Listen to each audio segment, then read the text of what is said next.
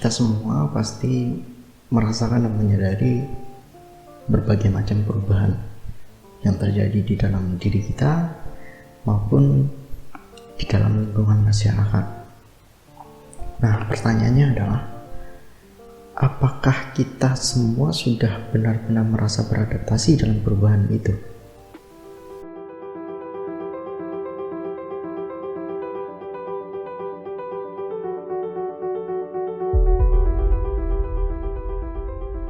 Saya Micias, dan saya akan memberikan disclaimer sebelum kita masuk ke pembahasan lebih jauh. Saya hanyalah orang biasa, dan saya bukan orang yang sukses, dan saya juga bukan orang yang cerdas dalam hal kehidupan maupun dalam hal materi. Dan saya juga masih perlu banyak pembelajaran, perlu banyak pengetahuan. Ya, intinya kita di sini sama-sama belajar. Yang mana pada saat ini saya ingin berbagi cerita kepada teman-teman semua. Topik kita kali ini adalah beradaptasi di era disrupsi.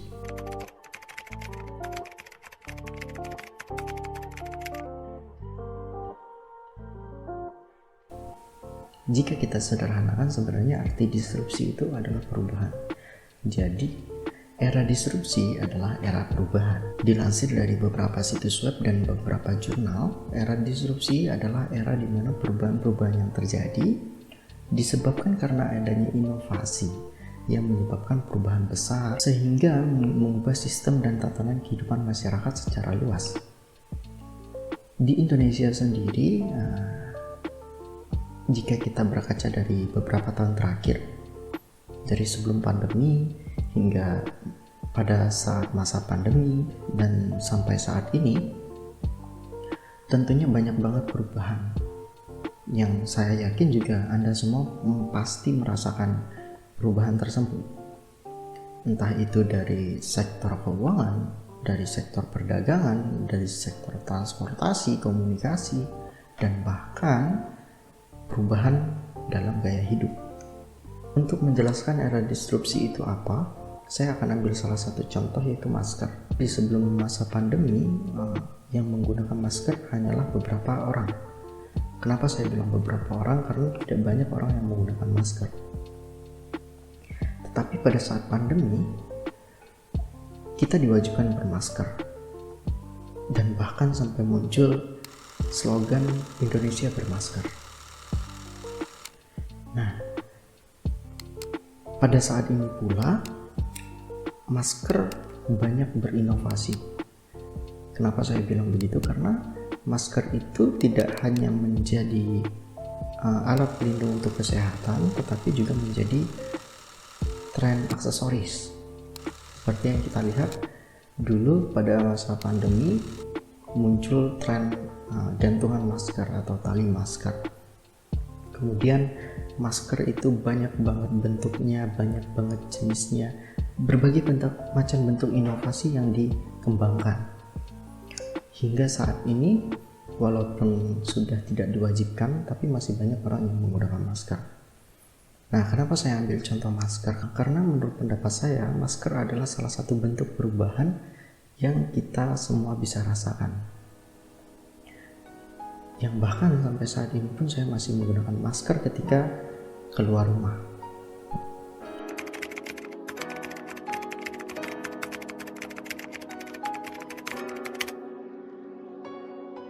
Kita semua sudah menyadari dan merasakan perubahan-perubahan yang terjadi di beberapa tahun belakang ini. Dan pertanyaan di awal tadi, apakah kita sudah benar-benar beradaptasi dengan perubahan ini? Oke, mungkin saya akan mulai dari saya sendiri. Saya sendiri melakukan beberapa perubahan terhadap diri sendiri tentunya, dan selalu mempelajari apa yang menjadi kekurangan di masa lampau untuk beradaptasi di era ini. Ya, salah satunya mungkin dalam hal teknologi, dalam hal mengatur keuangan, dalam hal mendisiplinkan diri sendiri. Itu adalah salah satu bentuk adaptasi saya untuk selalu mengikuti atau untuk selalu beradaptasi di era ini, karena saya pikir era ini itu semakin hari semakin cepat. Dan jika saya tidak mengikuti era itu, atau jika saya tidak mengikuti kecepatan itu, maka saya akan tertinggal. Mungkin kita bisa ambil salah satu contoh, yang mana handphone atau smartphone. Saat ini banyak sekali perkembangan smartphone. Yang dulunya smartphone itu hanya bisa digunakan untuk menelpon atau untuk mengirim pesan. Sekarang handphone itu bisa jauh lebih banyak fungsinya daripada hal itu. Seperti kamera contohnya, merekam suara, atau melakukan video call, dan banyak lagi fungsinya. Jika saya tidak mengikuti teknologi ini, atau jika saya tidak mengikuti perkembangan ini, maka saya akan tertinggal. Dan ketinggalannya pasti akan jauh sekali. Dan itulah mengapa saya selalu mencoba beradaptasi dengan era disrupsi ini. Karena menurut saya, itu adalah salah satu hal yang penting, tidak hanya untuk saat ini, tapi untuk kedepannya juga.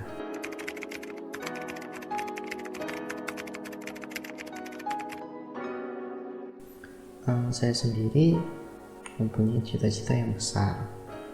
Ya, saya tidak akan sebutkan di sini. Kemudian, kalau kita lihat dari SWOT-nya, menurut saya dengan hal itu saya bisa waspada dengan apa yang akan terjadi ke depannya nanti. Kemudian, saya bisa mendapatkan kesempatan peluang dan mendapatkan banyak pembelajaran dari hal-hal tersebut. Tetapi bukan berarti hal-hal itu tidak memiliki kekurangan dan ancaman.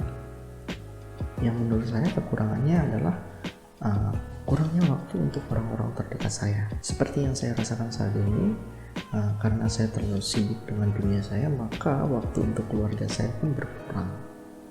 Yang mana nanti itu akan saya bayar ketika, ya mudah-mudahan bisa cepat sukses. Dan ancamannya, tidak semua orang akan setuju dengan saya, atau tidak semua orang yang akan sependapat dengan saya.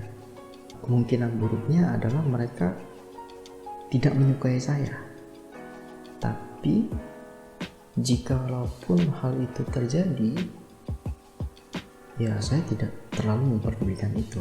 Karena menurut saya hal-hal itu adalah hal-hal yang di luar kendali saya, yang mana saya tidak bisa memaksakan orang untuk menyukai saya.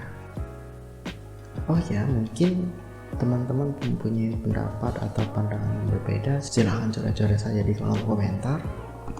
Cukup sekian dulu obrolan kita saat ini.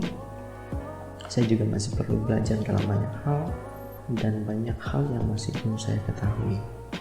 Mungkin teman-teman yang lain punya saran atau punya kritik, silahkan tuliskan di kolom komentar. Kita akan bertemu lagi di konten selanjutnya. Terima kasih teman-teman yang sudah menonton saya sampai di akhir. Semoga video ini bisa menjadi manfaat untuk kalian. Thank you. Terima kasih.